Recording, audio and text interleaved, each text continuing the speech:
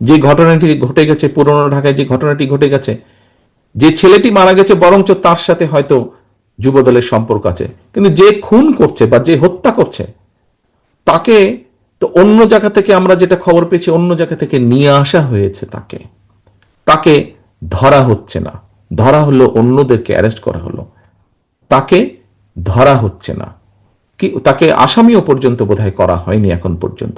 কেন হয়নি, কেন ধরা হচ্ছে না? আমাদের পক্ষ থেকে তো একবারও বলা হয়নি যে তমুককে ধরা যাবে না, অমুককে ধরা যাবে, একবারও তো এই কথাটি বলা হয়নি।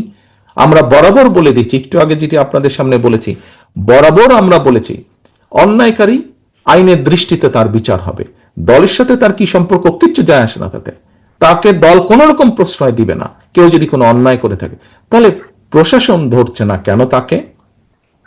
আমাদের এখানে রিজভী আহমেদ সাহেব পরিষ্কার বলেছেন, দলীয় অবস্থান থেকে আমাদের যা যা করা প্রয়োজন আমরা প্রত্যেকটি যেটি যেটি জেনেছি, তদন্তের পরে যাদের যাদের সম্পর্কে প্রমাণিত হয়েছে অভিযোগ, আমরা আমাদের দলীয় অবস্থান থেকে তাদের বিরুদ্ধে ব্যবস্থা গ্রহণ করেছি।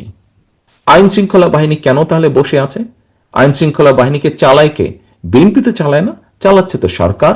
তাহলে সরকার কেন ব্যবস্থা নিচ্ছে না তাদের বিরুদ্ধে? সেটি দলেরই হোক বা সেটি অন্য কোনো লোকই হোক, কেন ব্যবস্থা নিচ্ছে না? প্রিয় উপস্থিতিবৃন্দ, দেখুন, একটু আগে আপনাদের সামনে আমি তুলে ধরেছি বিএনপির প্রত্যেকটি, আমাদের যারা শহীদ হয়েছে সহকর্মীরা, তারা দেশকে যেমন দেখতে চেয়েছে তার উপরে ভিত্তি করে আমরা প্রত্যেকটি বিষয়ে পরিকল্পনা গ্রহণ করেছি।